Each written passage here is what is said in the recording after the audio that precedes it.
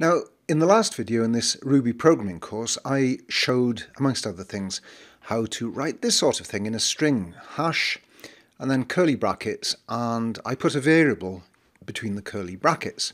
So the variable here is name, and it's been assigned the string Fred, and when I run it, and here I'm using Visual Studio Code, again it doesn't matter which editor or environment you use, I'm using it with the .console so I can quickly run this program, which is called stringtest.rb, and this is what I see.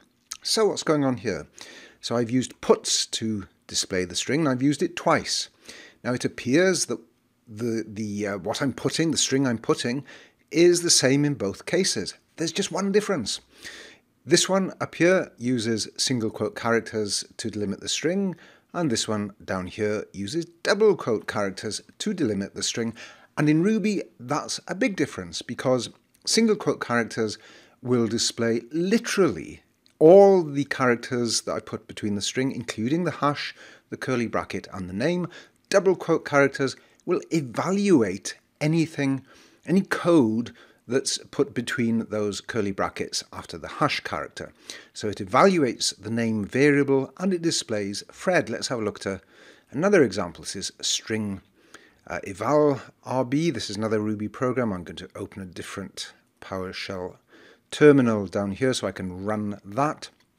So here I've got a method, a function called showName, and it just returns the string Fred. I've got x, which is a variable, and I've assigned to that the return value of showName.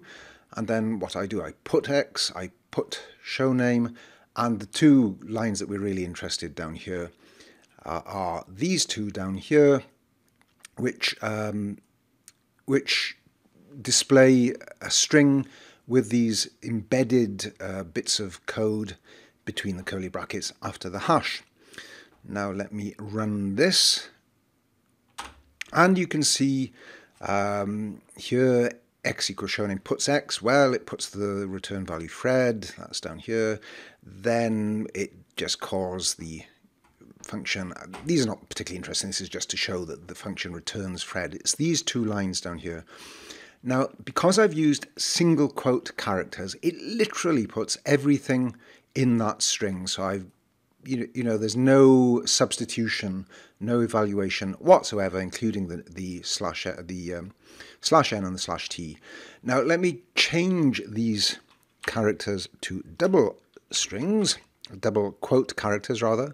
The string contents are exactly the same, no change whatsoever.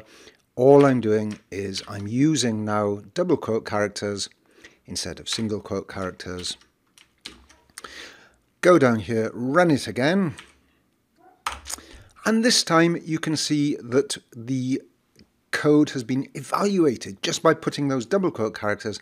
When I put showName, it shows the return value, which was Fred, and down here it evaluates the slash n to put a new line. You can see there's a blank new line down there. Slash t to put a tab, that's why this is indented. And then it evaluates this whole expression, 1 plus 2 multiplied by 3, and it shows 9. So this is an important thing to understand in Ruby. It's not just variables that are evaluated. When you have double quoted strings and you use this syntax, hash, curly brackets, you can put function calls, arithmetic expressions, you can put all kinds of valid Ruby code, and Ruby will evaluate it, and within the string it will display the result of that evaluation. This little course of Ruby is based on my book, The Little Book of Ruby, which is available from Amazon, and you can download the source code for free from bitwisebooks.com.